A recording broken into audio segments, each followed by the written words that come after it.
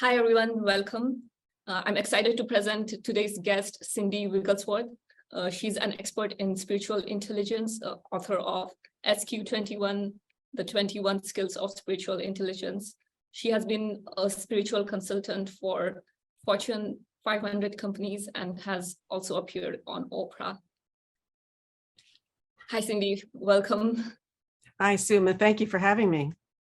Thank you so much. I'm really looking forward to our conversation today because you have such a rich experience. I feel like you have a lot to offer, sharing your not only your journey, but also some of the things that has evolved because of your own personal journey. So I'm really looking forward to this conversation. Wonderful. Well, I'm looking forward to it. You and I have chatted before, and I've always found you to be a deep person who asks really good questions. So I'm prepared for that. Thank you so much. I appreciate this opportunity. I know it's not very easy to come by. Yeah. First question I was really interested in knowing was about your own journey. Like, how did that blossomed into you creating some profound work like SQ21? What was the background behind that? Yes, thank you for the question. I know you asked me this to prepare for this a month or so ago, and it became a psychoactive question. You know, like you start looking back at your life, and often you can't see the connections until enough time has passed that you can look back and see, oh, this dot connected to this dot, connected to this dot, connected to this dot. And I find as I mature, I put a different frame of reference, a different narrative around that story that helps me re-understand my childhood. So it's been a really interesting question that you've asked, and one that I think is useful for all of us to maybe ask at periodic, maybe every 10 years, you know, how did you get here looking back? How do you tell that story now? And what I've come to appreciate in the last decade or so is a sense in which the cultural context I was born into shaped me. That's one piece. And a shape in which my sort of biological or natural type influenced me, and how those two wove together to create the situation that led to me creating the SQ21. So if you'll forgive me, I'll kind of use modern language to talk about privilege, because I have not until the last decade or so really seen with new eyes how profoundly privileged my childhood was. Not that my parents were wealthy, they were not when I was born. They became quite well off as my father's career succeeded, but I never lacked for anything. So there was never fear in the household about food or shelter or clothing or the basics. There was always the basics. And then over time, there was more than the basics and access to really exceptional education. So I've come to understand that as an American, as a Christian, I was raised Roman Catholic, as a what we would now call cis hetero female, as a white person, I had almost every form of privilege that our society afforded to people. My only missing link was I wasn't a guy. Had I been born male, I would have had the final piece of privilege in there. But I had a lot of privilege, and my family of origin was intact. I did not have a shocking, horrendous childhood to report. So, you know, what leads a person with not a bad upbringing to ponder these questions? And some of it, you know, like what's the meaning of life is a universal question that many people ask, no matter how they are situated from birth, whether they're situated in situations of suffering or situated in situations of privilege. Perfection is not present. Things are confusing. Sadness occurs. And as you face the existential realities, the discomforts of life, you ask questions, and you ask them initially from a child's perspective, which is so limited. But to just sort of give you a little bit of the biological piece, I've given you sort of the cultural setting. I was raised very privileged as an American. The biological piece I'm coming now to appreciate is I'm deeply introverted. And if you know the Enneagram, I'm a Enneagram type 5. And the type 5 is often called the observer or the witness or the investigator. They're almost, excuse me, they're often called the investigator, the witness, the observer, and they want to understand. They're almost always deeply introverted, voracious learners, voracious readers, and their feeling of insecurity comes from not understanding.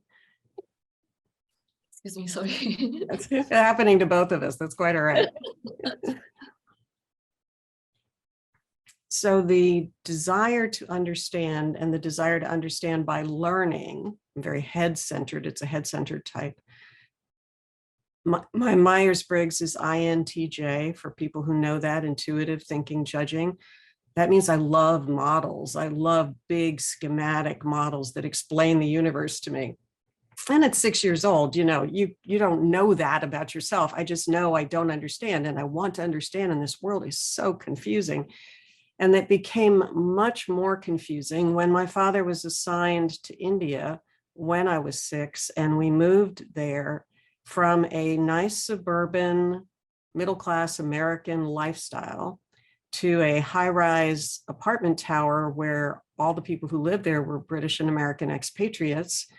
Everybody had drivers, everybody had servants. I totally did not understand what this was. The caste system existed, and so when the Dalit would come to clean the bathrooms, we were not to make eye contact. We were not to speak to him because that would harm him, which was like so confusing. Like it was going to mess up his rebirth, and don't mess up his rebirth by making contact with him. And as a 6-year-old, that just seemed so unfriendly and wrong, and all this structure.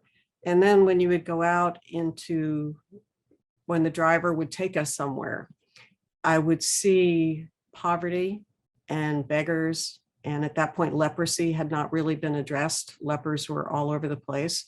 And levels of suffering that were incomprehensible to me, levels of density of human living, homelessness off the charts, slums, smells that were quite interesting.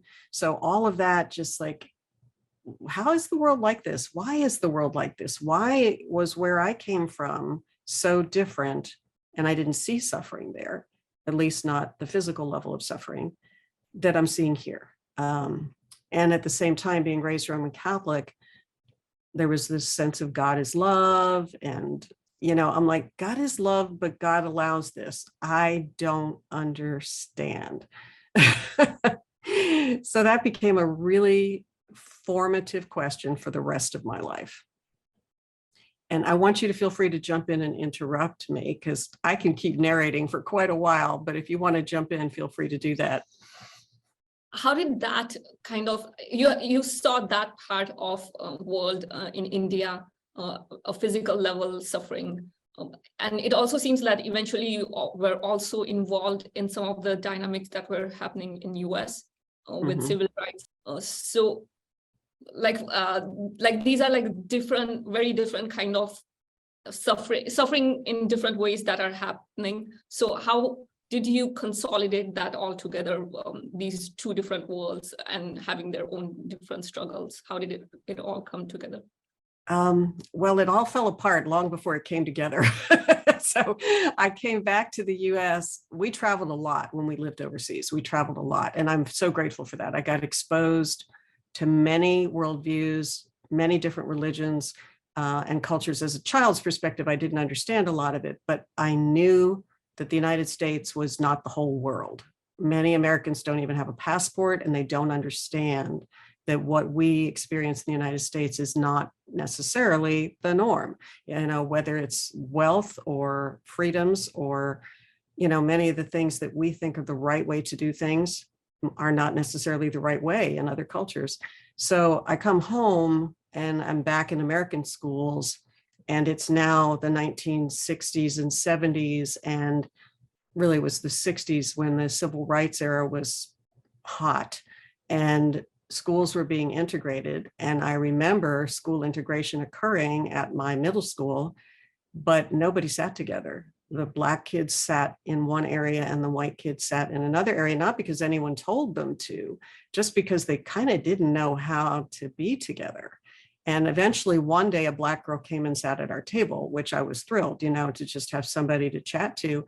But my awareness of what it meant to be a Black American, the depth and breadth of my ignorance, which I can see now in hindsight, was profound. I had no idea the complexity and the history of how we have systematically enforced the separation of Blacks and whites and enforced disparate opportunities for Blacks and whites, resulting in a privilege I didn't even know I had in terms of access to so many things. But I saw on the evening news, because my dad always insisted on watching the evening news, that there was riots in the streets, and Vietnam War, of course, was going on, and this sort of sense of the country being torn apart echoes what we're feeling today. I remember feeling then what I am feeling now, in sense of this internal strife and tension and disagreement to the level that people were physically fighting. And when that was all happening, we then got transferred overseas again, this time to Australia. Australia, a very similar culture to the United States in some ways, but not the same. And at that time, there was a fairly strong anti-American sentiment going on, in part because so many corporations were growing there, and there was a feeling that this was some kind of an American takeover. So that would be directed at my dad and at us as American expatriates in the oil industry going to work there. The Vietnam War was going on, which had some support and some vehement objections in the US and in Australia. On the one hand, they were very afraid of immigration. In fact, at that time, they had something called the White Australia Policy. That's seriously what they called it. And they were oppressing their Indigenous people much as we oppressed and continue to oppress our Indigenous people. They were strictly regulating immigration into Australia based on skin color, even tourist visas, especially work visas, but even short-term visas. Like I remember the show Hair came to perform at the Sydney Opera House. It was just opening. It was, a big deal to have this huge Broadway show come. And they gave 2-week visas, I think, to the cast to come, and the cast was diverse. The cast included African Americans. And at the end of the 2-week run, it had been sold out with huge wait lists of people wanting to get in. They tried to do a 2-week extension of the show, and the immigration authorities refused to extend the visas of the non-white cast members. That's how seriously they took the White Australia policy. And I just remember that and all the rumblings about the Cold War. But even before I left the United States, we were doing the duck and cover drills, where you duck under your desk and cover your head and close your eyes in case there's a nuclear bomb, like that was going to save you. It was some kind of placating move. I guess you'd keep yourself from being blinded by looking at the flash, but that would be about all that it would save you from nuclear radiation and other devastation. No. But that and the women's movement was coming alive, and a famous Australian singer, Helen Redding, was singing a famous song at that time, "I Am Woman, Hear Me Roar." And I was very aware of the sexism in Australia, which was worse than it had been in the US. My mother was very affected by it, to the point where she wasn't allowed to have a bank account in her own name, or even withdraw money from the joint bank account without her husband's permission. So these kind of things were just like swirling around in my head. And Silent Spring had come out, the famous book about ecological devastation. And it was making its way into public awareness to the point that I was hearing about it at school. And we were thinking about, what if the whole ecosystem of the planet collapses because of what we're doing? So, here I am, a teenager. Teenagers are moody anyway, right?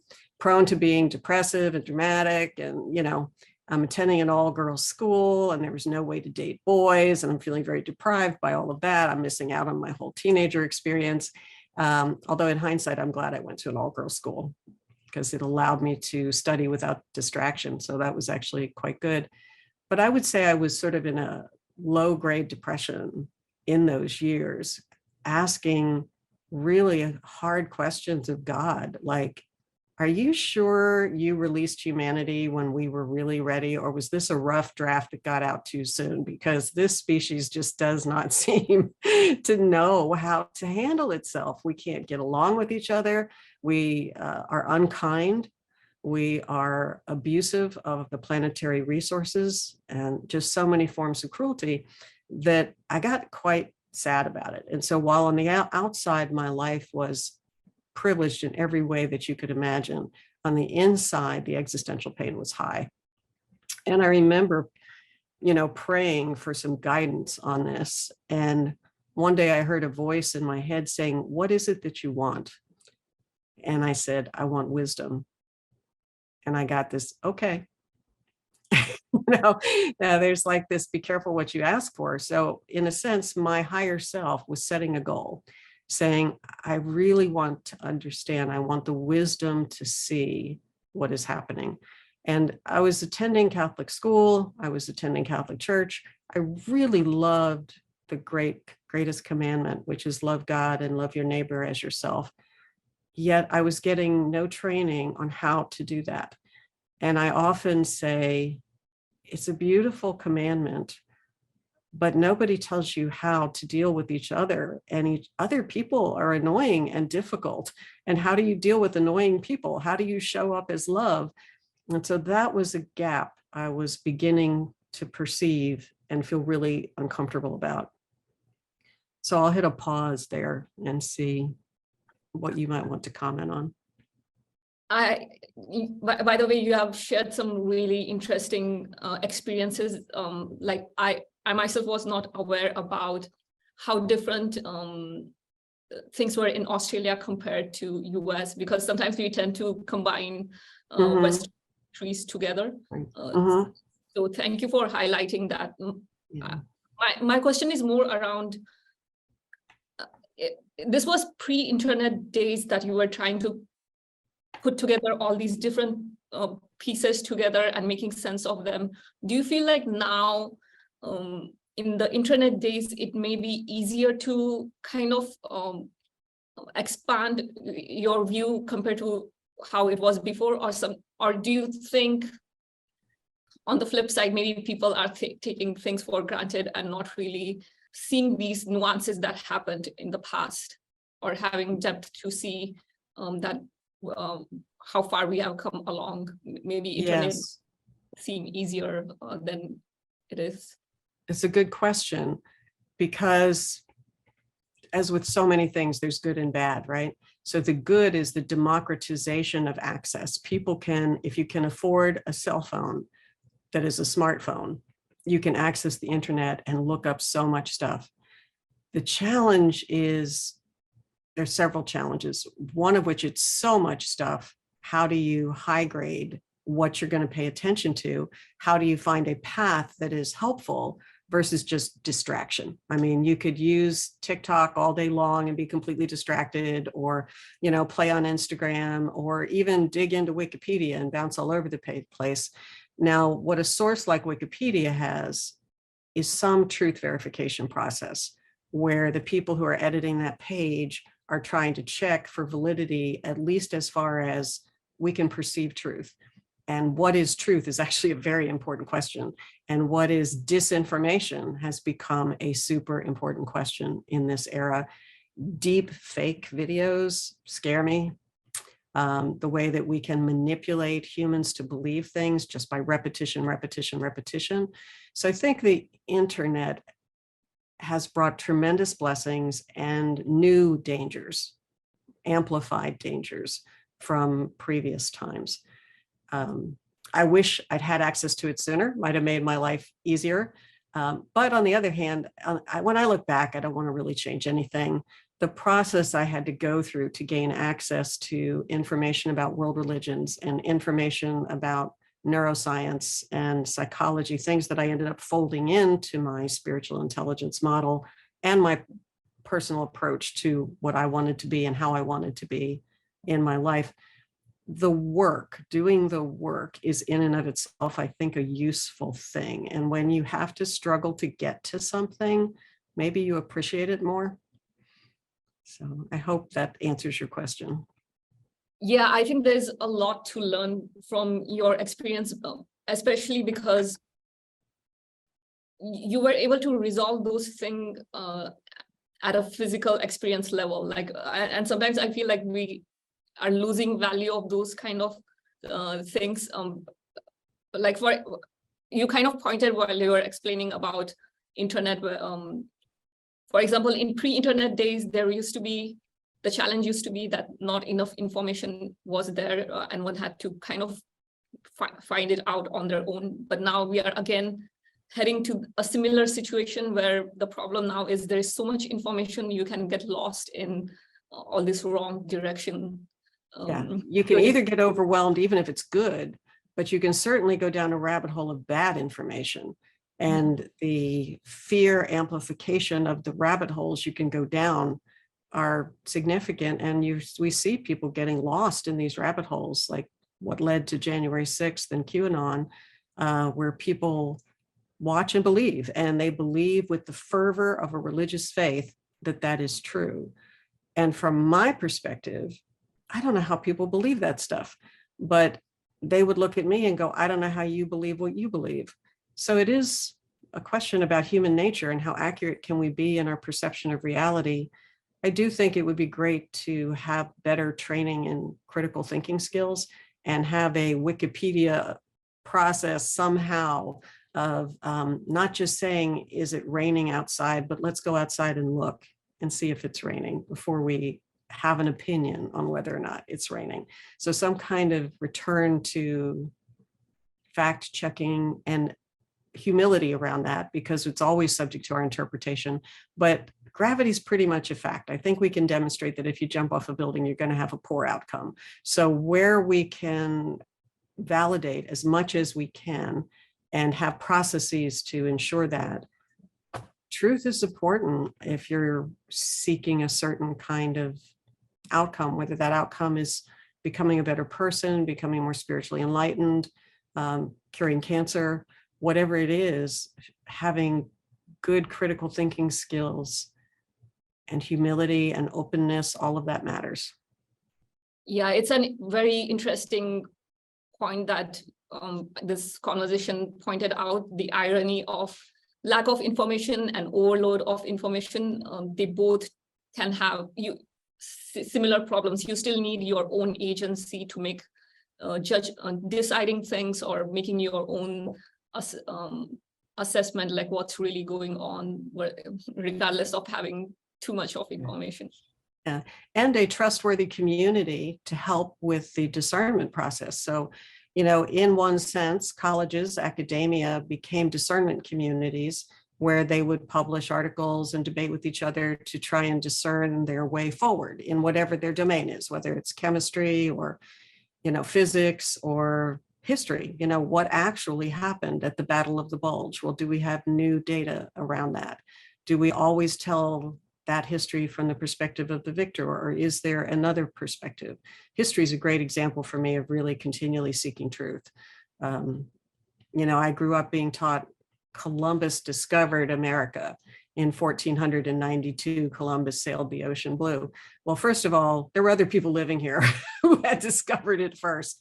And secondly, Columbus wasn't the first European. So even if you're privileging the first European person's arrival as the discovery, he wasn't the first. So are we open to learn more and rewrite our history? Are we open to learn more about the nature of existence and the nature of the universe and the nature of humanity and our place in it? I look at things like the Hubble Space Telescope and the James Webb Telescope, and I'm like, oh my, does that explode your brain? Kind of like the first Earthrise photographed from the moon, where the astronauts were on the moon and the Earth was rising over the horizon. In 69 was that, or 70 something, that photograph changed Earth consciousness in humanity. Like all of a sudden we were this blue marble floating in this black void, and that we weren't a bunch of nation states when you look at it from the moon. we were Earth, and we had this thin blue atmosphere around, and we better treasure that whole thing.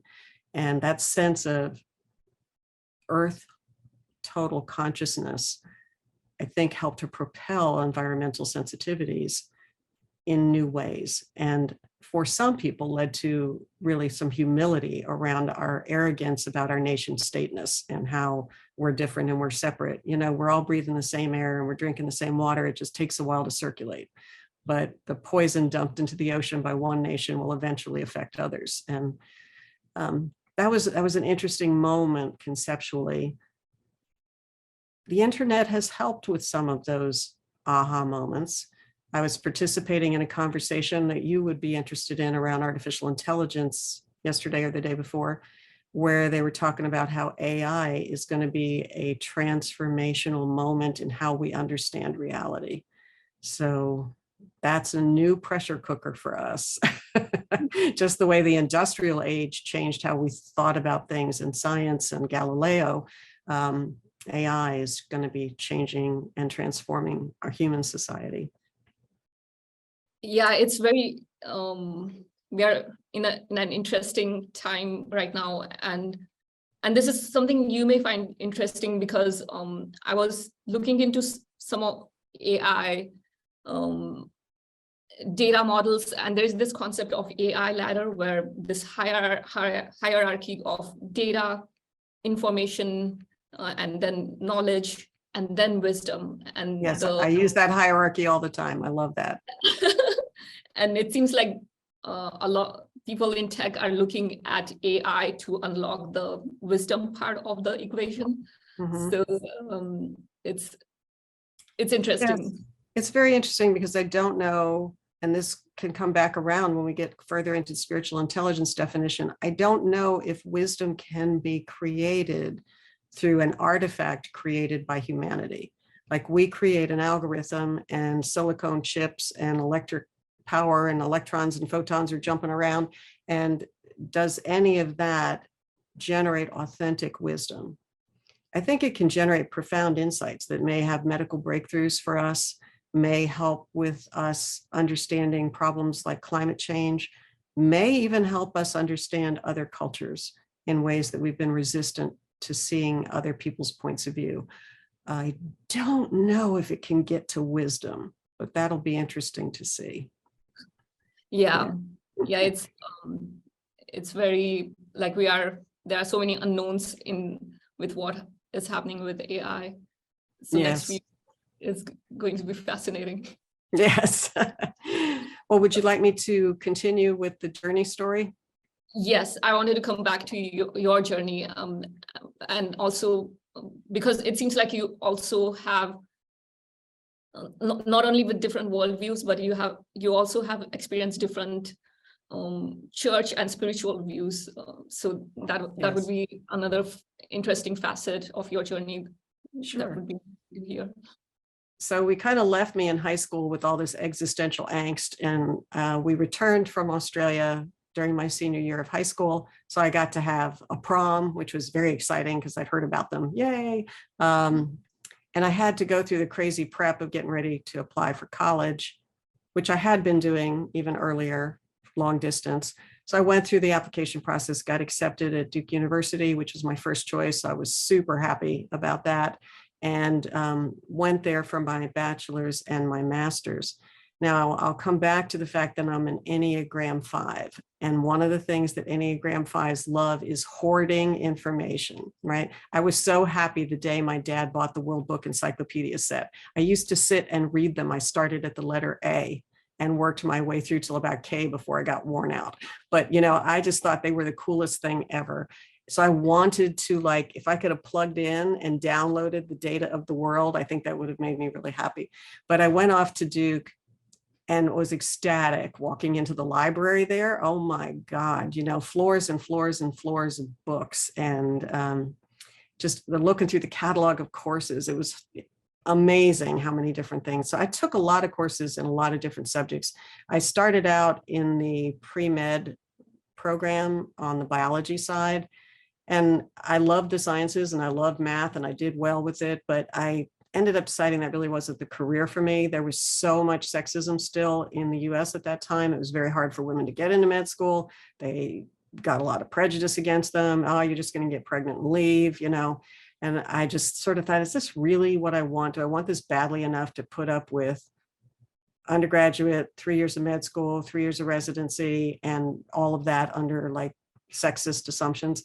So I decided maybe I can find another thing to do. And I was double majoring in English, which is a weird thing to double major in if you think about it without knowing me. But I loved the British Romantic poets. They were, to me, profoundly spiritually insightful because their spirituality was unmediated by a church. They found God in nature. They found spirit in nature and had optimistic perspectives about humanity, that humanity could rise to this sort of higher nature. So I studied English, particularly focusing on the British Romantics, got a teaching certificate because I felt I owed it to my dad to be able to have a job when I got out of school. I taught English for 1 semester at high school, and I said, this is not the career for me. So I went back and got a master's degree in political science because I also love political science. And if you were to see my Duke transcript, you would see I took philosophy classes, political science classes, sociology classes, as well as math and sciences and history. And I just wanted, my goal was to hit as many departments as I could before I graduated. Like, could I take at least one course from every department before I got out? And I almost did it. But the poli-sci stuff was really interesting to me, particularly international politics, having grown up traveling the world. And OPEC had recently formed and was causing a lot of turmoil in the American economy. This was during Jimmy Carter's presidency. And inflation was through the roof because OPEC had throttled the supply of oil to drive the price up. And the United States economy was seeing outrageous levels of inflation and political chaos as a result of that, and a real sense of we are not the big bully on the world stage that we thought we were. We have this huge vulnerability around oil. And my dad had been in the oil industry, so I had grown up in it. I had a different perspective than many people in that I didn't come in just hating the oil industry, and I didn't come in excusing them for everything, but I could see the complexity, and I kind of like complexity. I figured that out after a while, but I was interested in understanding the OPEC dynamics. And so I ended up writing my master's thesis on US energy policy and ended up going to work for Exxon. Long, complicated way that happened, but ended up going to work for Exxon. And they didn't have a position in public affairs at the time, which is what my skills would have been directed towards normally. But they said, would you work in human resources until we have a position because we have a lot of vacancies? And I said, what is human resources? And they didn't laugh at me. They explained it. And I said, yeah, that actually sounds really interesting. I'll do that. So I ended up staying there my whole career. It turned out to be a real blessing that they didn't have a vacancy in the area that I wanted. They were interested in me and they put me there in holding. And then when they came back and said, okay, we have a vacancy, do you want it? I said, actually, I like it here. Can I stay here? So I ended up with a 20-year career there in human resources, which was my next big personal growth journey. So should we pause? Do you want to discuss or should I keep going? So I believe with your time at Exxon, that's where you came up with SQ21. Were those two experiences kind of correlated? Like when you were working with HR, you got insights into the dynamics among people. Yes, absolutely. So I started my career not sufficiently humble. I'll just put it that way. I was quite impressed with my own grade point average and my bachelor's and master's from a big name university, and fairly arrogant about what my contribution could be. And I started getting feedback, and I like to just laugh about this, about my interpersonal skills. Like maybe I was running a little too strong in the meetings.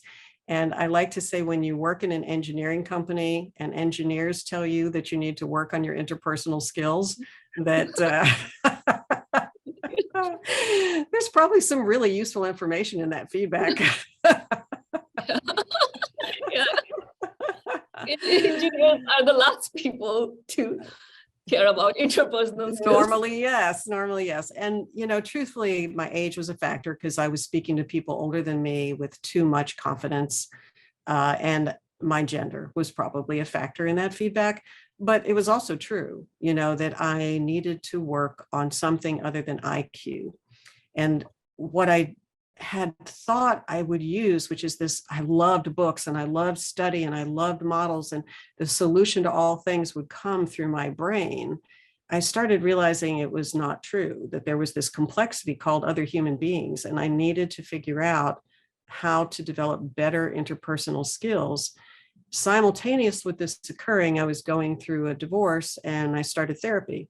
And actually, therapy was a huge help in teaching me emotional intelligence skills. We didn't have Daniel Goleman's emotional intelligence book at that time. None of that field had come out yet. So for me, learning how to name my emotions was a big struggle. And then to understand what was triggering my emotions and to read other people's emotions and to make that a legitimate piece of data. That's actually how I had to think of it, because I'm such a strong thinking style. I had to say, okay, human emotions are in some ways non-rational, but they are important pieces of data. And if you ignore them, you will not do well. You're missing important data. So put that data in and do the work on yourself to understand your own emotions, and then you'll understand other people's emotions better. So that was a huge growth period that was contributed by two factors: my divorce from my first husband and the feedback I was getting at work. I was blessed that they gave us a lot of good leadership training, including Myers-Briggs, which was life-changing for me. When I encountered the Myers-Briggs, I realized that I was an introvert and some people are extroverts. And it's like being left-handed or right-handed. It's not right or wrong. It's how your brain processes information. In my mind, I had made extroverts wrong for how they talked, because they talked these half-baked ideas. And I'm like, would you just think about it before you speak? So I was just very judgmental about it. And then when we went into a deeper dive of the 16 types, and I realized my type made up about 2.5% of the population, I thought, oh, wow, now I understand why 97.5% of the population looks so stupid to me. And then I thought, oh, and 97.5% of the population thinks I'm really weird. So once you reverse that, you go, oh, most people can't understand me. I need to think about this, not only understand how my communication style and thinking style and need for rest. Introverts have a strong need for quiet and time alone and time to process, how I needed to honor those things in me, but how I needed to honor the preferences in other people. All of that contributed to my spiritual growth in a way that maybe is not apparent immediately, but to me, spiritual intelligence is the ability to show up with love. And we'll come to more about that later. But it comes back to that greatest commandment: love God and love your neighbor and yourself. I was learning to see and love myself differently, more fully, and to see and love other people differently and more fully. And so without realizing it, I was building foundational emotional intelligence skills that would then play into spiritual intelligence later. Concurrent with all of this, I left the Catholic Church. They weren't, especially at that time, crazy about people getting divorced, and found a new church. It took me a while, but I found a church called Unity, not Unitarian, which gets confused a lot. Unity Church is a Christian New Thought denomination. It's quite small, but it's 130 or 40 years old. Goes back to the time of the roots are in Emerson and Thoreau, and the same kind of roots from which I think Unitarianism arose, which was a way in which you could, as an individual, have a relationship with God. You did not have to have a priest between you and God. And for many of them, nature was a huge means by which you could see God in the world. This really echoed with my British Romantic poetry days, where Wordsworth and Blake and people like that wrote beautiful poems about nature. And so I thought, okay, this is like really hitting home for me. Unity kept Jesus in the picture, but Jesus was not treated as different from us. He was treated as an older brother with information to share, as opposed to someone different from us. The way they say it is, instead of being the great exception, he is the great example. And I like that. I liked that the theology was very embracing. You did not have to declare a lot of dogmatic beliefs. You could be Jewish and come to Unity. You could be Hindu and come to Unity. It was very embracing of world religions. Their bookstore was awesome. So you come back to books again and again. I found these awesome books, started reading like crazy. And I had been randomly reading spiritual books before this, but I sort of had this concentrated bookstore, great stuff to read. But then I started getting really frustrated because there was so much information, and this is pre-internet, but there was so much information. And Nightingale Conant was putting out audio tapes back in the cassette tape days when you had to have a cassette in your car to listen to these books on tape. And I was learning, and Deepak Chopra, all these people, but I would get confused because this person and this person wouldn't agree with each other. And I wasn't really clear what I needed to focus on and what needed to be next. And I kept wishing for a roadmap that would guide my spiritual journey. I wanted to grow up as fast as possible. Like, I'm a high achieving gal, like, give me the info and I will execute the plan. But I couldn't find the plan, which later on, I think I wrote the SQ21 map as the plan I wish someone had handed me when I was 20 and said, this is the roadmap. If you take EQ and SQ and you work on these skills, you will become the person you're hoping to be, the best self that you can be. So I wrote the thing I didn't have that I wished I had had. But Unity was helpful. Therapy was helpful. ExxonMobil was helpful. Leadership development classes helped. The feedback I got in terms of my career helped. And what I noticed was, as I did all this work through Unity and therapy, I was becoming a better leader. And here I am, I'm moving up the ladder. And HR is responsible for leadership development and executive succession planning and all of these things. And I'm thinking, we don't really talk about the stuff I'm learning about not being caught up in your ego, but instead living from a higher self. That critical distinction was really helpful for me, but there was no conversation about spirituality in any form, except vaguely alluded to that it might be something in your personal life you might want to take care of. I found that I was becoming a better leader the less I brought my ego into the room and the more I focused on higher purpose. I focused on what was good for the team and the good for the company and good for the customers. And I got myself out of the way and became a much more powerful and trusted leader and started getting promoted and great feedback and stock options. And it's like, wow, this is useful information. Why are we not teaching this in leadership development classes? And the answer is kind of obvious: diversity concerns. You can't talk about religion in the workplace. Spirituality is too woo-woo. This is an engineering company. You don't talk about that stuff here.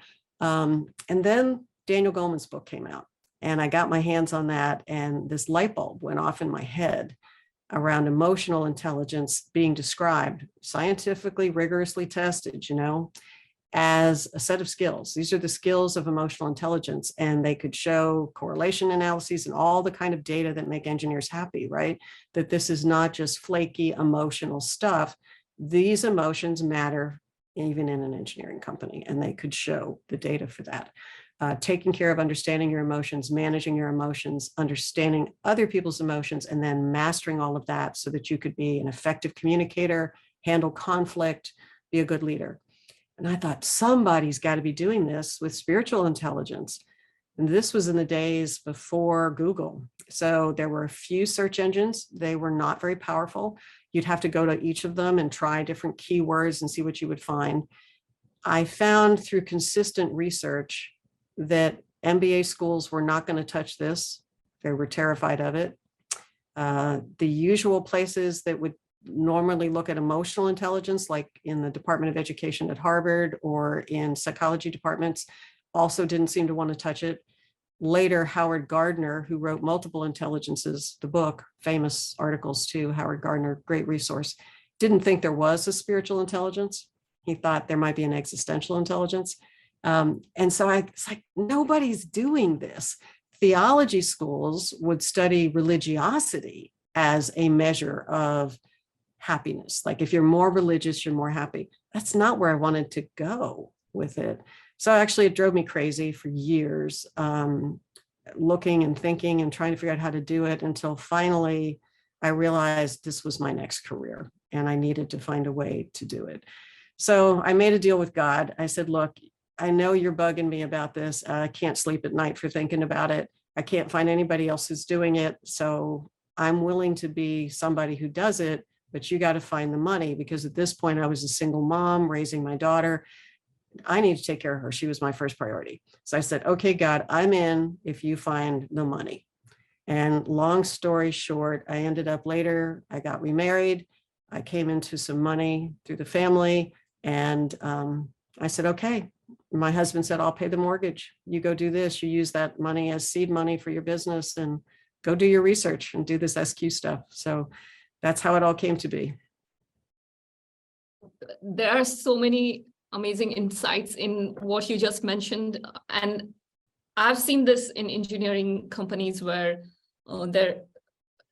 it seems like it's just now EQ is kind of entering into the equation. For a long time, even EQ was non-existent. Forget about SQ. It's just now, like I feel lately, there's a little bit of highlight into like why EQ is necessary in work processes. And thank you for mentioning about Enneagram and the dynamics of introverts and extroverts, because as you pointed out, like if you fall in that 2%, that introverted category, it's very challenging to enter into leadership kind of roles, because as you pointed out, extroverts are very good at just saying things without like deeply thinking, and other extroverts will join in and go with that decision and march on in that direction. Whereas introverts who think a lot more deeply, they have challenge not only communicating but following that kind of pathway. Absolutely. Because they can see that that's not the right direction to go in. Yes. And, you know, when I say Myers-Briggs changed my life, I learned that decades before I learned about the Enneagram. And it really did change my life in many ways. It gave me insight. Exxon was an introverted thinking, judging company. So they had a lot of introverts. More of them were sensing style than intuiting, for people who know what that means, meaning detail oriented versus big picture. But I wasn't stuck in a company dominated by extroverts, which was a good thing. It gave me some space. But even so, if you had 30%, 40% extroverts in the company, and you know, some people say it's 50-50 introverts, extroverts, if you just look at that one dimension and don't put the 4 letters all together. But I'm not sure if that's true. I think each company has its own profile, and each country even can have its own profile. But introverts need time to think before they speak. Extroverts think by speaking. And it was really forgiveness. It came up in my heart for what I had judged. I had judged them for speaking too much. And when I came to realize they couldn't think without speaking, then I had to make space in my heart for that conversation. But I also needed, and I was often a facilitator of meetings, to make sure that the introverts had their moment. And so I would plan a pulsing between activities that were introverted activities and extroverted activities. One of my favorite examples would be to ask the room a question, the group, and in silence have people write their ideas down on Post-it notes, which drove the extroverts crazy. But if I kept that part of the conversation process to 10 minutes, give people 10 minutes to write their ideas and go post them on the wall, then the introverts had some time to think without trying to process sound. Processing sound is very distracting for a lot of introverts. So they can't follow and think at the same time. So in silence, they write their ideas down, they put them on the wall. Now they're in the conversation. They're not left out. Their ideas on the wall. And the extroverts have tolerated that 10 minutes and they've come up with some ideas during that time and put them up there. Now we move into extrovert time and we talk about the ideas and we group them together. And then as facilitator, I might go over and point, okay, who wrote this one? And that might be an introvert who's been sitting quietly watching this whole thing go on and say, could you say more about this? Now they have the floor uninterrupted. And it was the facilitator's job to make sure it was not interrupted, right? Say, tell us more about this. And if somebody wanted to jump in and go, wait a minute, let John finish or let Mary finish, and they would finish. And then, okay, now, thoughts, ideas, bounce ideas around. So that pulsing between two virtues is polarity management. And I highly recommend Barry Johnson's work. If nobody's heard of polarity management or Barry Johnson, it's a way of handling complexity that is brilliant. And all of the Myers-Briggs characteristics are polarities to be managed, where both are virtuous. And if they're not both used, you get a substandard answer. So it's a way to be sure you pull in all of the types of people that need to have input into a decision. But yeah, that thing of feeling bulldozed and left out, compounded by being a woman. Oftentimes men will speak over women. It's a power dynamic. And often white people will speak over people of color. So if you're introverted and female and a person of color, it's going to be hard to stand your ground. And I don't know if you heard about the technique in the Obama administration that was developed for this, but Obama, a Black man, and his crew of staff, who were men and women, diverse, would still, the male thing emerged in the meetings where the woman might throw an idea onto the table and not be listened to, but 5 minutes later, a man puts the same idea on the table and it's picked up. And that's a well-documented thing that's been going on for decades. It just indicates a cultural dynamic. It's not to say these are bad people. It's a cultural dynamic we've been kind of trained into and we don't see it till we see it. But the Black women made an agreement that we're going to echo each other's point. So if women of color sitting at a table say, Suma, you said something, and you and I had made an agreement, even though I'm white, I'm a woman, and we see what's happening in the room, I'm going to echo you.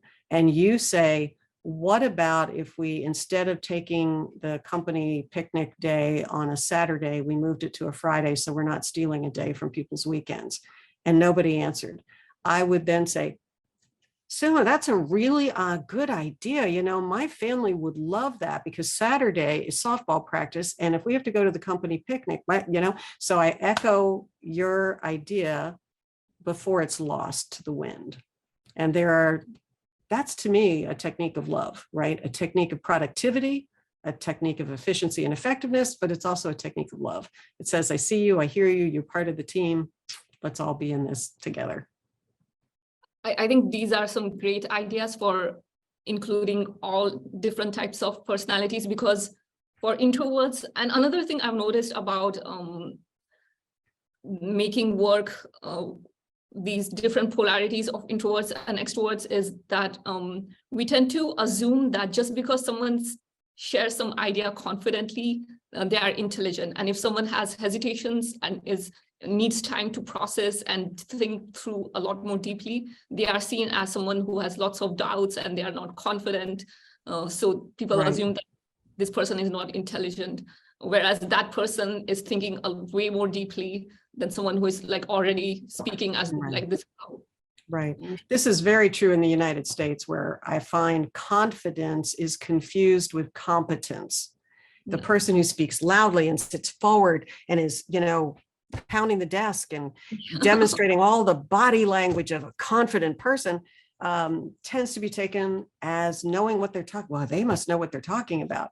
And truthfully, when I figured out that my physical posture and the way I spoke could influence others, then I started using those techniques. But then you have to be careful, make sure you know what you're talking about. Because if you just start using your personal energy to shift the room, which I found I could do, and you actually have not appropriately considered the decision, including factoring in other people, you could not get the outcome that you desired. You may not harm people, but you may get a suboptimal decision. And so part of the humility thing, which I think is a huge part of spiritual intelligence, is knowing not to do that. before the time has come when you have to stand. So sometimes I would pull back too far, and sometimes I would push in too far. And part of my leadership growth was learning to modulate that. This is the moment to be quiet and listen. This is the moment to be a peer and just engage as a peer. And this is the moment to stand forward as a leader and to draw the attention to myself energetically and say, this is where I think we need to go. So maturity is such a job, man. Growing up is such a job. Learning all these skills. Yeah, it's a lot of patience too, because there are so many, for an introvert to kind of pop up, they have to not do many things like mastering their skills, mastering the communication aspect, and also figuring out a way to bridge that with like this extrovert based world. So, but it seems like slowly more and more introverts are getting there. They are figuring out how to lead in a society kind of culture that's kind of a bit like not pitched for introverts to succeed. Yes. Yes, especially in the United States. We value extroversion in the United States. It's a cultural bias. So interesting. So I had made this commitment, said, okay, God, I'm willing to do this. And then the money and opportunity to do it shows up. Now I got to figure out what to do. In the 10 years, I was probably 5 to 10 years before I left Exxon that I had this brewing in my mind. So I had been reading a lot and thinking a lot, taking workshops. So I wasn't launching without any idea of what I was doing. But obviously I did not have a PhD in any field related to experiencing spiritual intelligence because it did not exist as a field. So how do you create a field that isn't a field without, with the intention of doing good in the world, not harm in the world, and producing something that is accepting of religion, enfolds religion in a healthy way, enfolds atheists and agnostics into the same conversation, and is usable in a corporate setting, including one where skepticism is high, and that's okay, and that's appropriate, and not to make skepticism wrong. So I set some pretty high goals for myself in terms of, I didn't know a more skeptical organization than Exxon, so I would hold them in my mind as like, okay, could I teach this back at Exxon? Would the engineers in that context laugh me out of the room, or would this be plausible enough that at least some might find it useful? So I was holding that in my mind and trying to be compatible with all the world religions to the degree I could. Well, there's too many, but studying as many world religions as I could, understanding as much as I could about neuroscience and psychology, and somehow folding that together into something useful. And that might be a good point to sort of move over into what I ended up creating. Yes, I would love to hear about SQ21. Okay, so we're starting again. So I left ExxonMobil in 2000 to do the work around spiritual intelligence. And at that point, I was calling it also spiritual leadership. And I started writing a PowerPoint deck that I wanted to share with whoever my first client would be. And long story, too long to go into, I got a call while I was working on that PowerPoint deck from someone I knew at one of the largest healthcare systems in Houston, probably the best rated system, world known. And they said, we need a class on spiritual leadership. You don't happen to have anything, do you? And I happened to have a deck up that I was working on right then. So that was the beginning of me actually having a wonderful partnership with that hospital system to kind of test my ideas real time while I was developing the SQ21 model. So it took me about 4 years to develop the model and then create the assessment and do the research to validate it and improve it and end up with what you're going to see now. So I will shift now over to a slide deck to kind of walk us through what are the concepts of spiritual intelligence, how I think about it, and how this roadmap is now 21 skills that you can develop to become a more spiritually intelligent person. So I will launch into screen share.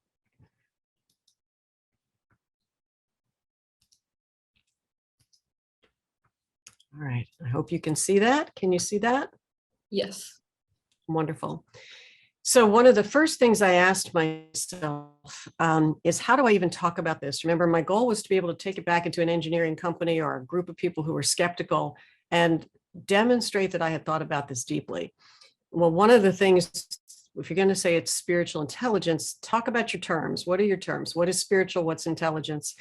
So looking at the word intelligence, I looked towards the field of multiple intelligences at the universities. And this is a distillation of how they talk about intelligence. First, that it's an innate potential that is brought into form through practice. That means you are born with this potential, but you won't develop it unless you practice. And the example here is the little girl sitting at the piano. She may be the equivalent of some kind of savant at music, but unless she is so high a level that she can touch the piano without ever having a lesson, for most of us, we develop our skill through practice. So she would practice on the instrument and learn music theory, and through that work would develop her musical intelligence.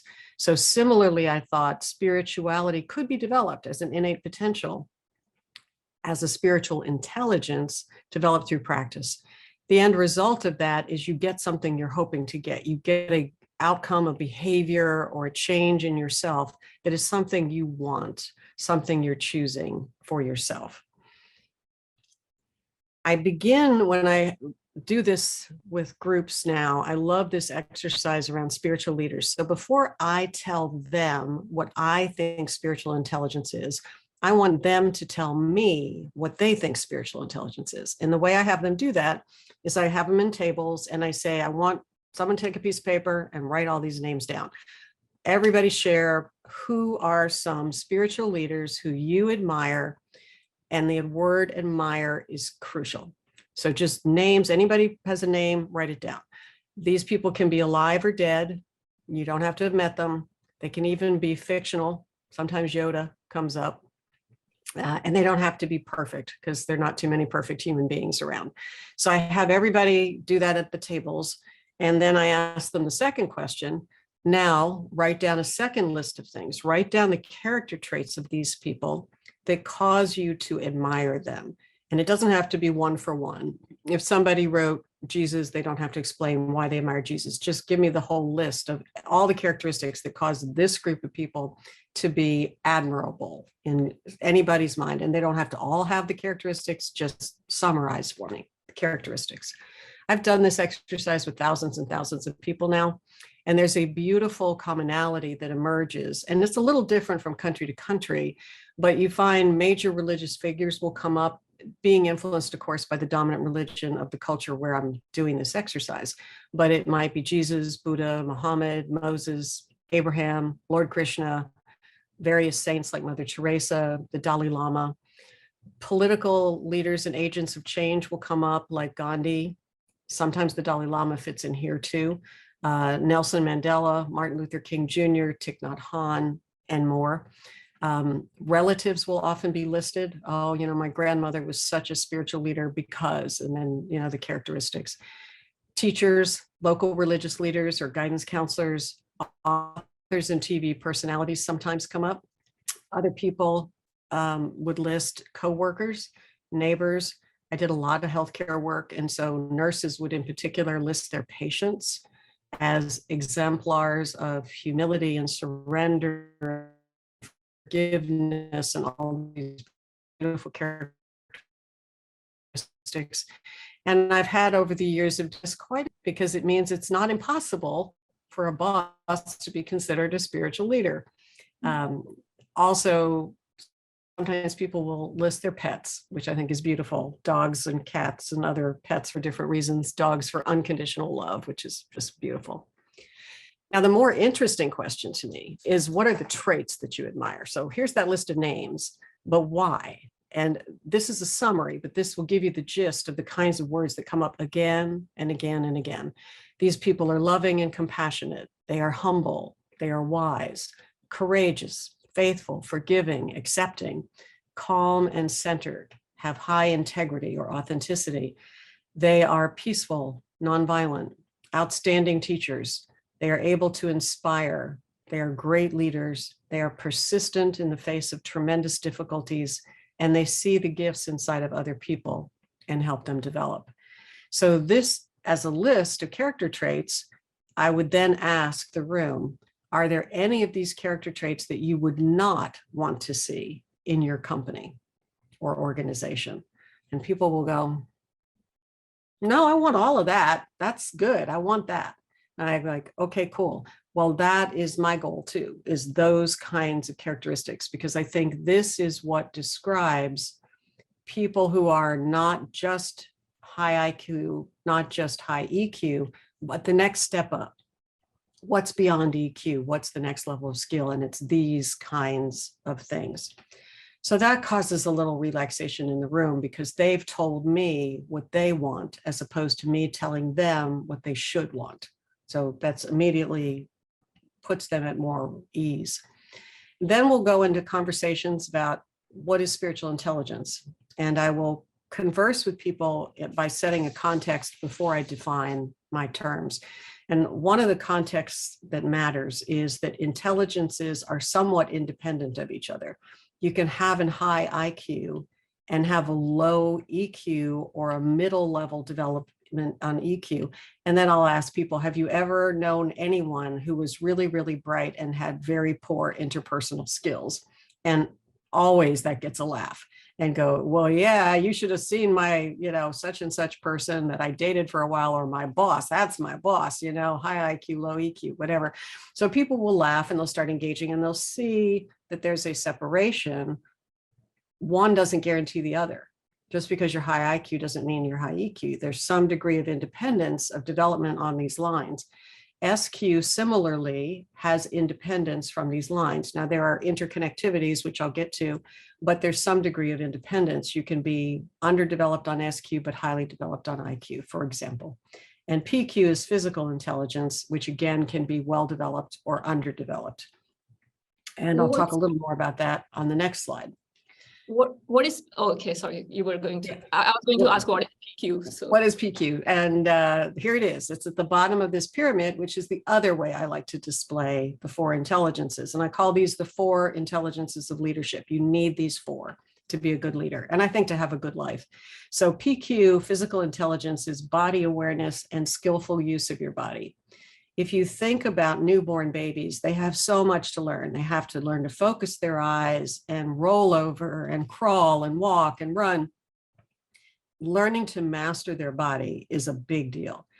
For the rest of our lives, PQ remains foundational to all the other intelligences. So while on the previous slide, I was showing them as independent lines, here I'm showing them as somewhat interdependent with each other.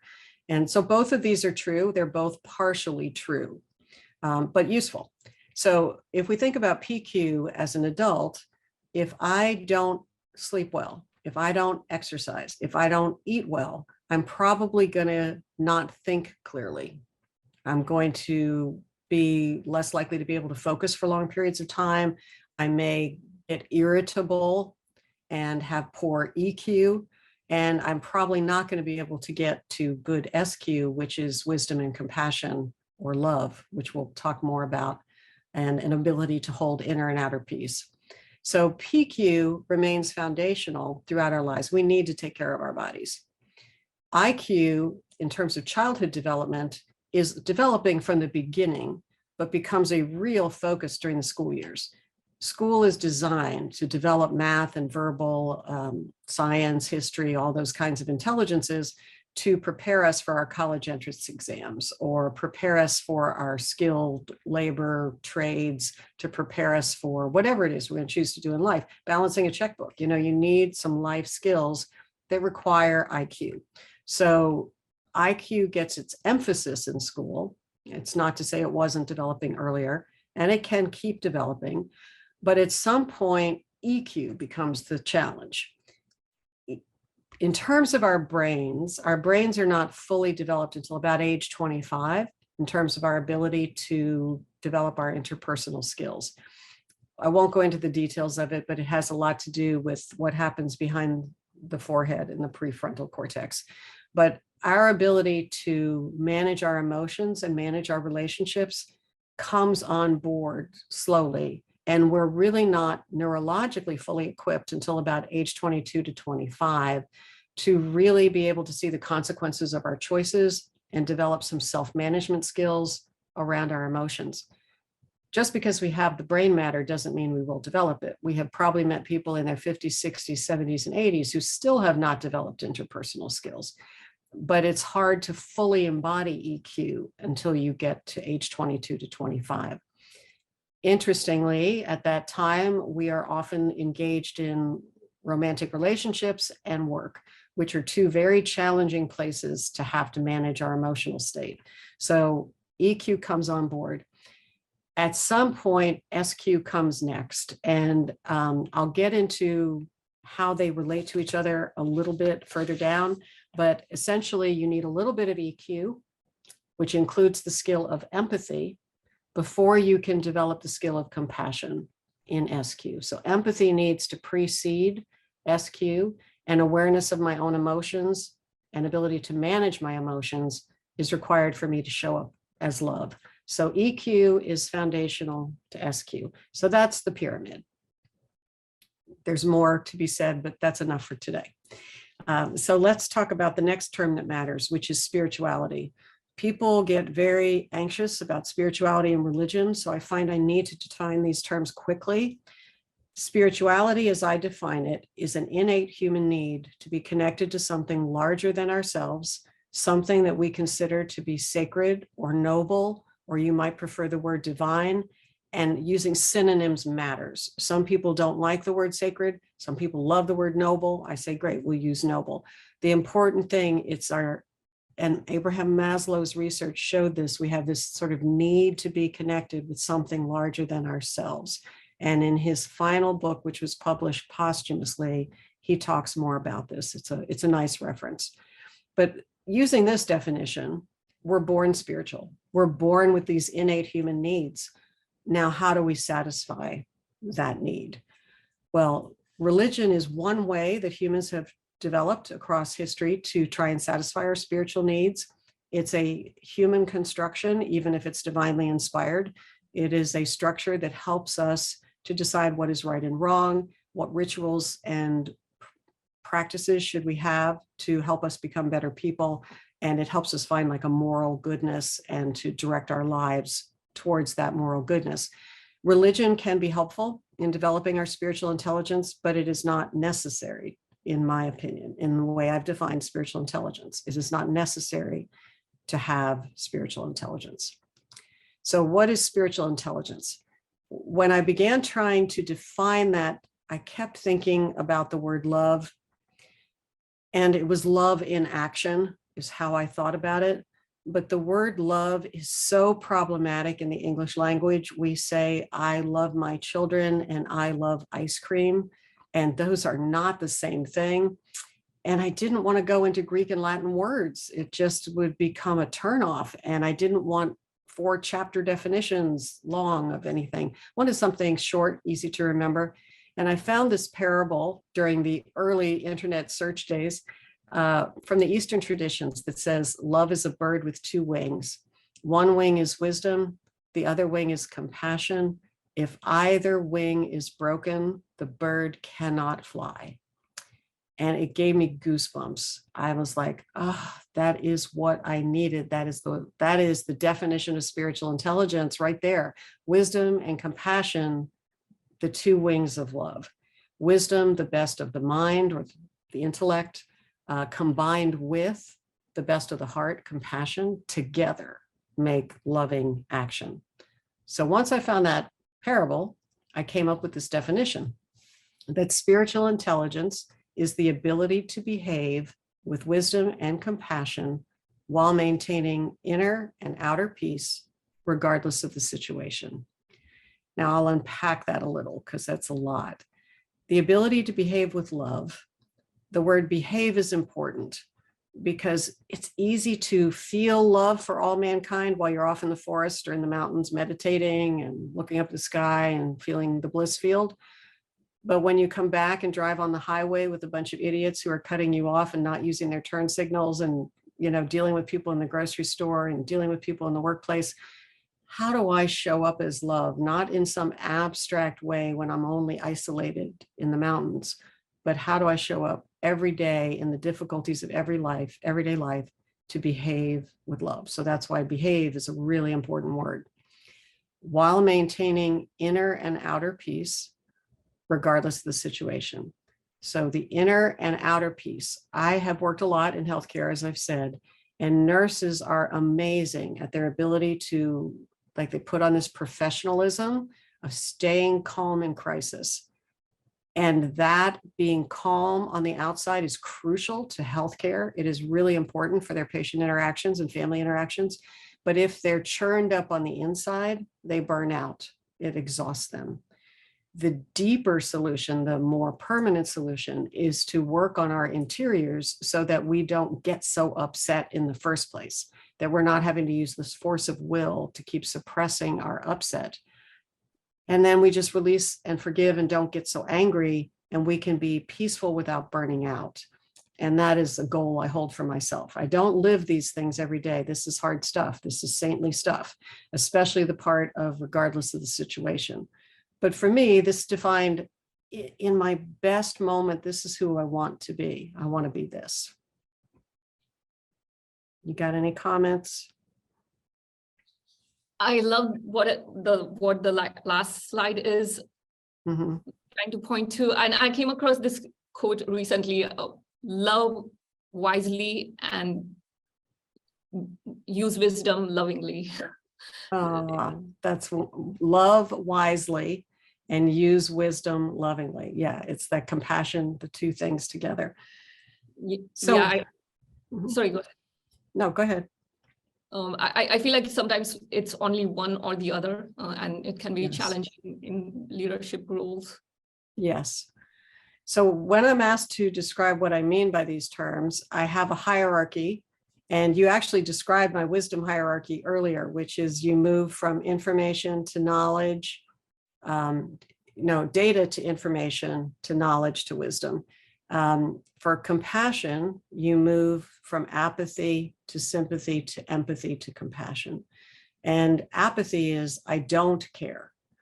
Below that is antipathy, which is what we're experiencing right now, where I dislike you without even knowing you.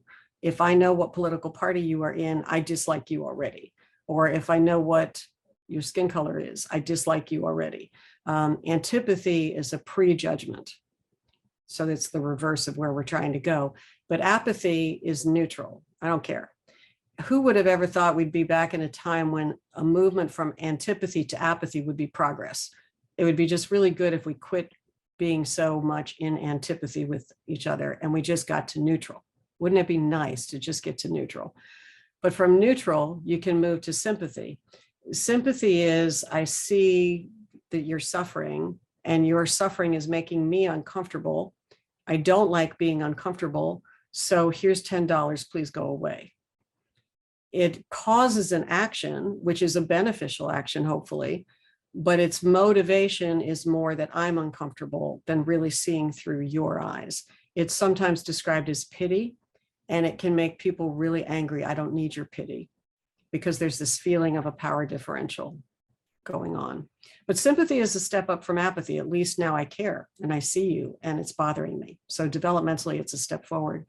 Empathy is a peer-to-peer connection. You're grieving, and your grieving is like coming into my body through my neurophysical system, my mirror neurons and my whole system. Your sadness is in me. I'm feeling your sadness. How can I help? How can I be with you? Can I just walk with you, sit with you? Can I do something? It's a much more kind place from which to care and help. But empathy can lead to burnout. And actually, the science is showing us that too much empathy can cause people to withdraw, to pull back and to not engage because they feel overwhelmed by the sadness in the world, so they withdraw. Compassion is one step forward. There's been some good research done with this with some of the Dalai Lama's compassion trained monks who the neuro scanning shows when they're doing their compassion meditation and they're shown images of suffering, their brains look different than people who have not been doing compassion meditation training. The part of the brain that would cause you to pull back, which says this is a bad thing, has been turned down. The volume is turned down. So they are able to stay present to the suffering of others, and their motor neuron centers are lighting up. The desire to lean in is coming online. I want to lean in. I want to do something. So this is how you move definitionally towards compassion. So wisdom is higher than knowledge. Compassion is higher than empathy. Those two pieces make for love. And I just love this old man's face here. I just thought it was a beautiful image of kindness, maybe how I'm interpreting it, but like he's seeing deeply into what's going on in the world. Can you elaborate a little more on the difference between empathy and compassion? Yes. So empathy will light up. I think last time I researched this, there are 13 parts of the brain that potentially light up in empathy, and they cause us to be suffering with the other. So you're angry and I feel that in my body, or you're grieving and I feel that in my body, or you're scared and I feel that in my body. If I am too open to other people's emotions for too much of the day, and there's too much sad, negative emotions, not just happy emotions, but sad emotions, I can burn out because I'm not setting a boundary inside my own brain. I haven't learned how to set a boundary that will enable me to be helpful without burning out. So I withdraw as a form of survival. This is probably what causes so much, what they call in nursing, they call it compassion fatigue. I would call it empathy fatigue, where you have cared and cared and cared and done such good work, but at a personal price that's too high. Now, the compassion trained monks somehow have learned to be present and release that. Be present, be present, be present, and help, but releasing some kind of fear around it and releasing a need for guaranteed outcomes. Like if I try to help and it doesn't work, well, that means I give up forever. No, you just keep trying. You keep doing. You think about Mother Teresa, how easy it would have been for her to give up when the suffering that she saw and the number of people that they took care of as they died. And somehow, although she had her dark days and she journaled about them, she managed to sustain compassion. And that's what the Buddhist monks are training for, is to not burn out, to see it not as a bad thing, but it's a great moment for me to lean into because I can help. Someone is suffering and I can help. So there's a reward loop that starts in the brain. Yay, I'm useful. Not yay, you're suffering, but yay, I can be useful. This is what I've trained for, is to be loving in the world. I can lean in, I can help. Thanks for clarifying that. Good. All right, so how do you do this? The shortest description I have for how do you do this is to shift from being an immature ego to growing up your ego, which there's an adult development process around EQ and maturity that is well documented in the adult development literature that helps us become more mature egos and to partner with our higher self. The immature ego has these two primary manifestations that you see images of here. Self-obsessed, the guy is combing his one hair that's left on his head and very worried about his appearance, or other focused in terms of blame, and that's the finger pointing outward. You screwed up. This is your fault. I never make a mistake. This is your mistake. Immature egos tend to do these kinds of things. Self-importance, self-centered, focused on the self, small self, and blaming outward, blaming other people, feeling like they're victimized maybe. Synonyms are important. You can talk about the ego self as your personality self, your embodied self, your human self, your small self. We use different words, whatever works for people. And then the other part of ourselves is generically, I call the higher self, capital H, capital S. So your higher self, your capital S self, is the part that has access to wisdom and compassion. And these two faces just captivated me. The woman on the left she's laughing and smiling even though she has no teeth left, and she doesn't care. She's just going to smile anyway. That's the opposite of the guy with the mirror, you know. It's like present in joy to whatever is happening. And the guy on the right just seems to be, to me, a man who has seen a lot of suffering probably in his own life as well, but has some kind of humility or wisdom or acceptance, surrender, presence with it. I could be totally projecting on these two people, but the images for me hold that energy. So how do you do that? Well, here's some synonyms for higher self. There's a lot of synonyms: soul, spirit, Atman from Hinduism, Christ consciousness, Buddha nature, divine nature, your non-dual self, your witnessing self, your authentic self, and probably a dozen other potential synonyms. So whatever word you like, you can substitute, but the generic word is higher self. When I thought about how do you do that, I thought about Daniel Goleman and Richard Boyatzis' model of EQ, where they had 4 quadrants and they put skills in the 4 quadrants. And I said SQ would be like, if EQ is here, you take 1 step up and it's SQ. So there should be a parallel 4 quadrants, and I should be able to put skills in those quadrants. And I'm not going to walk through this. It's too much, the 21 skills. But the 4 quadrants are ego self, higher self-awareness on the upper left, universal awareness on the upper right, commitment to ego self, higher self mastery, meaning growing up your ego and putting your higher self in charge, and the lower right, which is the outcome quadrant, social mastery and spiritual presence. So these 4 quadrants, you don't have to develop all 21 skills. You don't even have to think they're all important. We can go through them. When people take the assessment, sometimes they will come back and say, well, I just don't even like that skill. Okay, fine, there's 21 skills. Let's find something that is important and helpful to you. And for many people, it might be skill 3. I want to understand my values and how important they are, how they rank. Or skill 2, I need to know what my life purpose is. Or skill 1 and 7, which often go together. I don't understand people. Can you help me understand people? Well, yeah, let's talk about your worldviews and the worldviews of other people. There's always something in here for someone to start with. And this is the roadmap that I wish someone had handed me when I was 20 and said, if you work on the EQ roadmap and the SQ roadmap, you will get to the place you're hoping to get to, which is being a better human being. I know it's a bit overwhelming. We could pick one of these, like skill 5, and take a closer look. Would you like to take a closer look?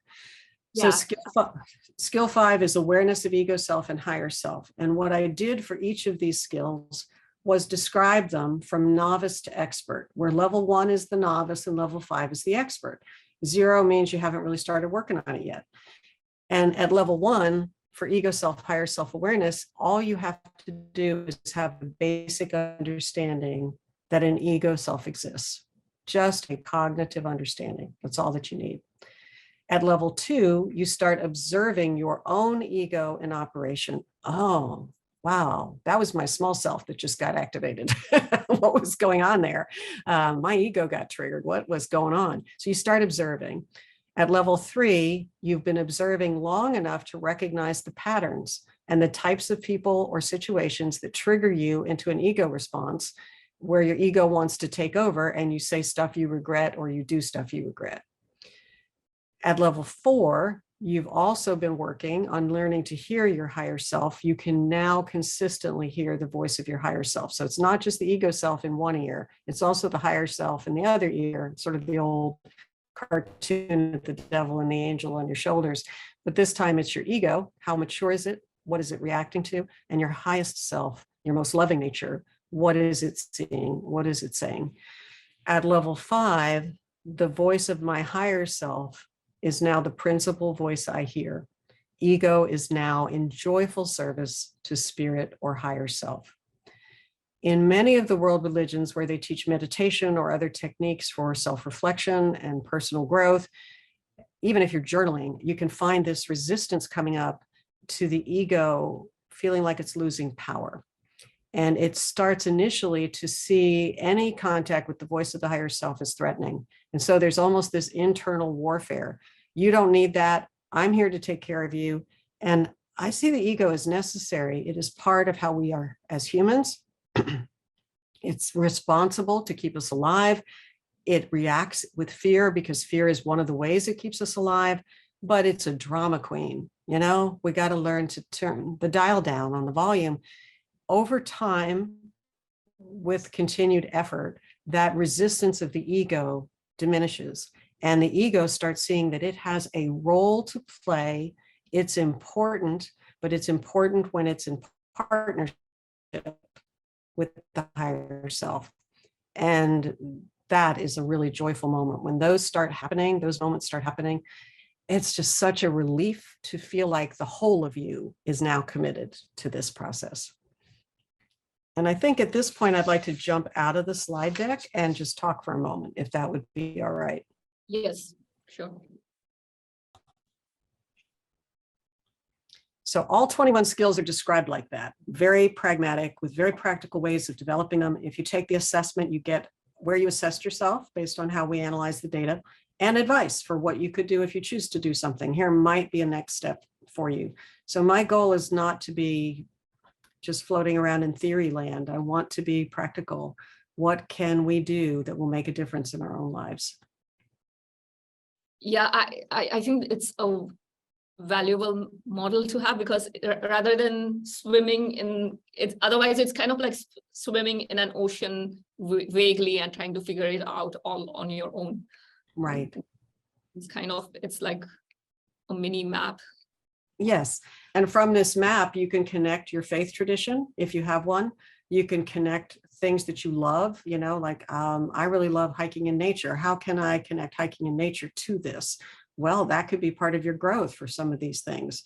So we can work within each person's belief system and goals. What is it you care about, to help them find what's the next most useful thing for you to do?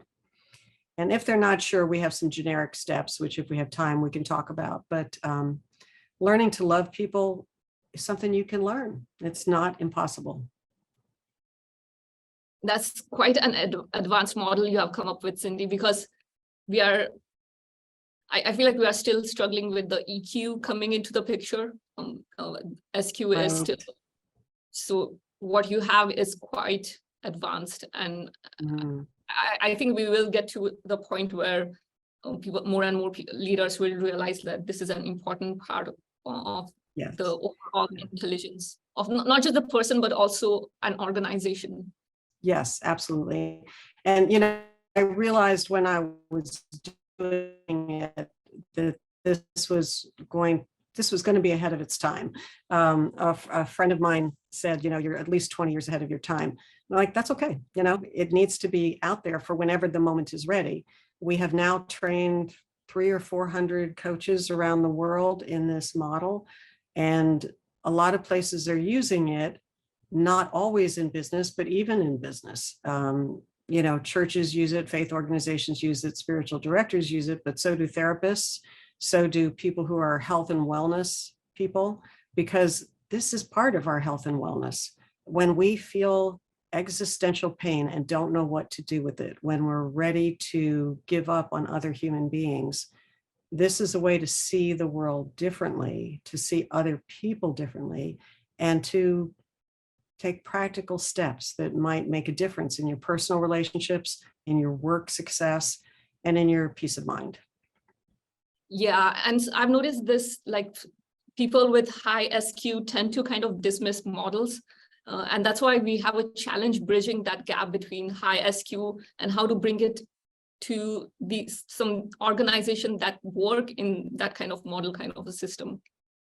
Yeah, I find that that's an issue, that there's a bridging issue, because I tend to love models and I love applications. So I love them both, and so I can bridge that content. There's also a tendency in the spiritual world to overemphasize state experiences, spiritual, mystical state experiences, as if that's enough to get you the skills you need. I don't believe that. I think spiritual state experiences can help motivate you and soothe you when you have these non-dual moments and you see everything as connected and fine and perfect. But you can use that as a spiritual bypass and hide out in those non-dual states and not deal with the reality and pain of the world. And it doesn't teach you the how. It's like, okay, at some profound level, the world is okay. at another level, the world is totally not okay and needs our engagement and intervention. So how do we hold the non-dual and the dual as both important and engage as these spiritual leaders that we say we admire have engaged? All those people on that list were people who engaged. So to be like them, we got to engage with the world. And so I wanted the practical skills, and I have tools and tips and techniques to help people develop them that come from a lot of sources, from coaching sources and psychology and spiritual systems, bring it all together, whatever works. It reminds me of what you mentioned in our last conversation about the non-duality apex. Yes. Do you have a few minutes to quickly share a bit about? Yes, I don't know if I still have that picture. I might have to draw it again. So I'll draw it while we're talking. This is credited to Genpo Roshi, and I took a course with him, a retreat weekend with him, which was very helpful to me. Oops, sorry, that's wrong. Non-dual over here. And in this, the conversation about spiritual bypassing came up, about overprivileging state experiences to the point that you don't engage in the world. And is that really spirituality? And so he had this little summary that he used that I thought was helpful. So here it comes. All right, so I'll start. I have to turn off my blur for this to work. Let me turn that off. Here is the image. All right, so here's this little meditator sitting in the middle, and we start meditating or doing our spiritual practices when we're very immersed in the dualistic world. Right and wrong, up and down, good and bad, you and me, separation, fear, anxiety. And somewhere along the line of doing this work, we have a glimpse of the non-dual, this transcendent moment. Oh my God, it makes sense. Everything is oneness. Oneness is the answer. If we could just stay in the oneness, and people who continue to work may achieve a state of stable non-dual realization. Those people often become teachers and gurus. They have achieved a place where it's not a temporary state, it's a permanent condition of experiencing the oneness, or a mostly permanent condition. Now, what Genpo said, and he's a Zen trained Buddhist teacher, is really there's a next step, and it's coming up here towards the apex, which is going to integrate the whole triangle. As you start to stay here too long, and you've been teaching, and you've been kind of impressed with yourself, somewhere along the line comes what he calls the great fall. And that comes at the point of the arrow. So the great fall is some kind of scandal or emotional collapse. So the great fall could be a sex scandal or an addiction or money stealing kinds of things, horrible scandals, and the whole community falls away. Says this person's a fraud. I'm so sorry I ever signed up with him or her, and I'm off. But he said, if you can, as the meditator, the person who was the guru, maybe needs to go into isolation for a while and really integrate. And if you can integrate and hit the apex is where you see the dual world is fine and the non-dual is fine. But this was a false non-dualism. Down here is a false non-dualism because you've made the dual world wrong. You're not truly in the non-dual. The true non-dual is up here at the apex, where you can integrate the world in its imperfections and craziness and the perfection of the one, and hold it together at the apex. I love how you explained it using that picture. It stuck with me. I feel like that. Good. So I was able to relate to that. And yeah, beautifully explained. Thank you so much for. Oh, you're very welcome.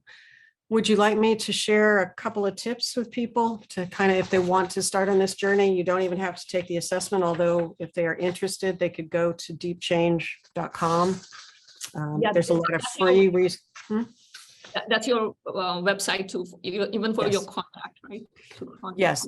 Cindy@deepchange.com is my email. Deepchange.com is my website. There's a lot of free resources there. So you can go and you can learn more without having to spend any money.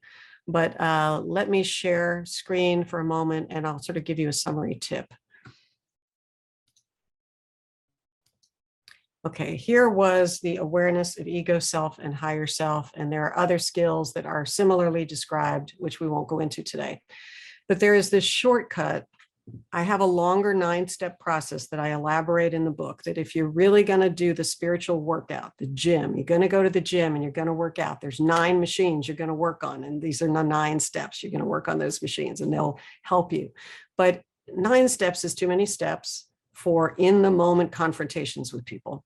So I developed this shortcut that takes the 9 steps and collapses it to 4 that can be super useful. And it's what I call the SOUL or soul shortcut. The first step is to stop, breathe, and pray or ask for help.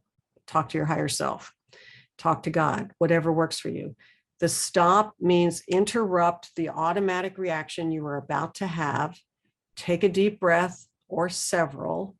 If you need to, take a walk around the block, if you can find a way to do that, like, excuse me, I need to go to the restroom, and leave the room so that you can go and breathe in the bathroom and get your thoughts together, But even if you only have a couple of seconds, put a beat in it. Say, hold on a second, let me think about this. Help me, God, help me, higher self. And then notice, okay, I'm feeling threatened. I'm doing that thing I always do when somebody gives me feedback. I get resistant because I think it's going to hurt me. I actually am not going to be harmed by this feedback. Calm myself down, understanding my own ego reaction. That's the you. I've observed myself. I've understood that I'm in fear. So now I calm my fear a little bit. And I look at this other person and I say, they're trying to give me feedback. There's something potentially helpful here for both of us. If I listen, it's helpful. If I learn, it's helpful. Calm down. It's okay. There's no threat. And then the loving response is to say, okay, please tell me, what did you think of that? And listen. Or there may be a different loving response, depending on what the situation is. Sometimes the loving response is to set a healthy boundary. I think compassion requires healthy boundaries. It is not wimpy. Compassion is a strong force. It is courageous personally, but it's also courageous when it says no.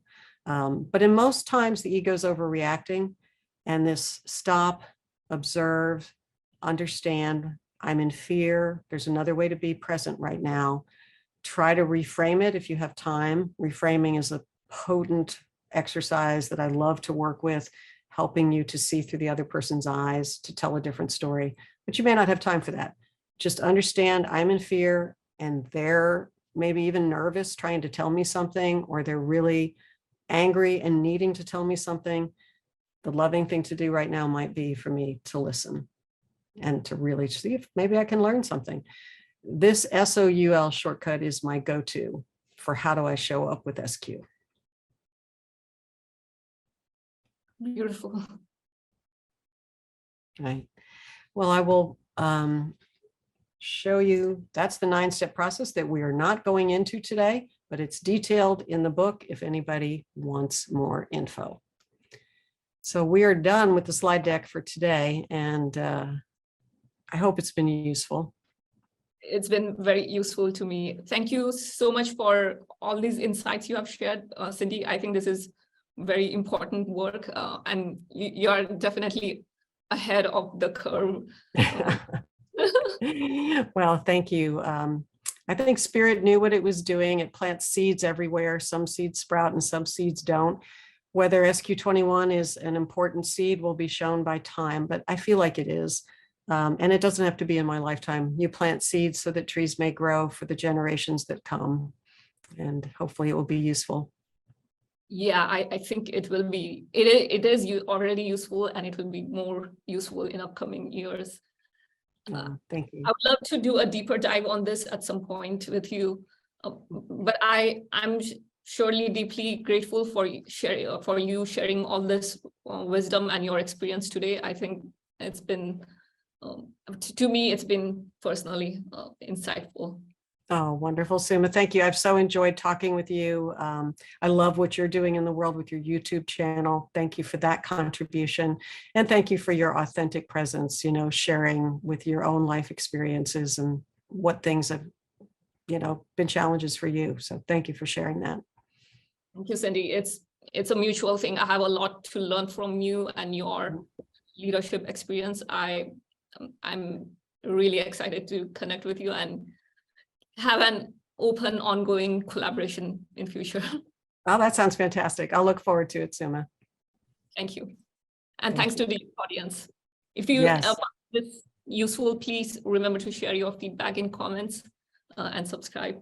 Thank you. And like the video. Yeah. Click like.